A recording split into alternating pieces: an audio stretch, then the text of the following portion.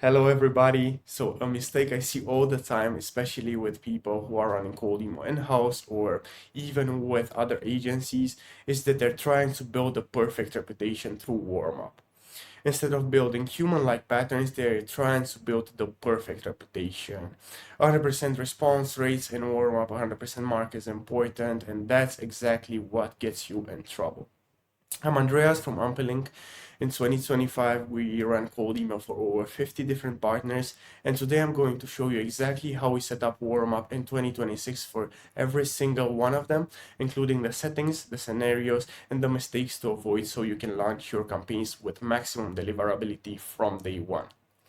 So first, we need to understand what warm-up actually is and what role it plays in cold email deliverability. Now, when you create a brand new email account, it has zero reputation and no sending patterns whatsoever.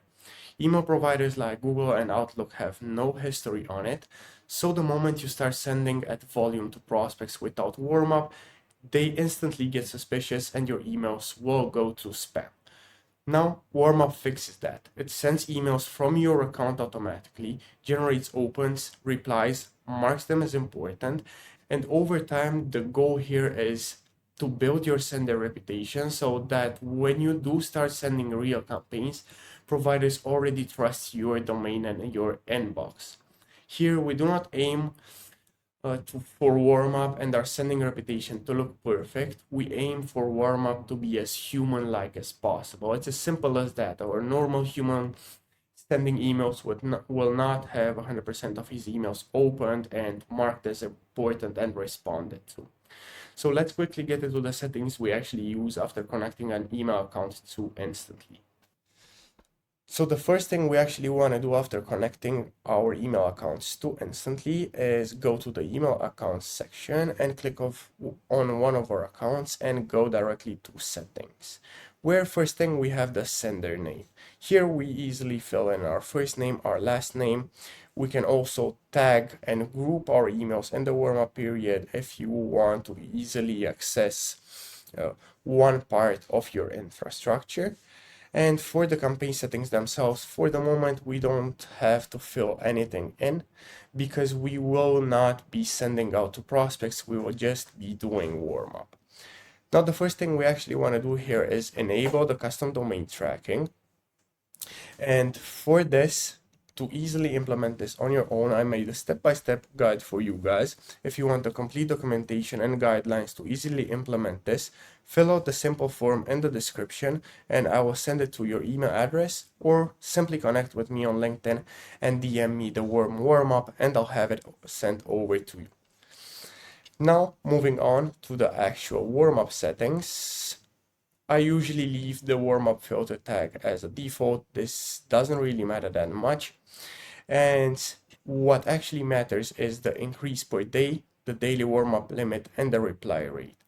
So we want to set up our increase per day at 3. So in day 1, we will be sending 3 emails, day 2, 6 emails, day 3, 9 emails, and we'll gradually increase the volume in our warm-up period in the same scenario to make it look more human-like. We want to set up the daily warm-up limit at 40 emails and the reply rate at 35%. This number mimics a real human reply rate and will boost your deliverability. Now, at warm-up advanced settings, we want to have weekdays only disabled. Here, we want to have consistency. We want to also be sending in weekends, so our sending patterns are as consistent as possible.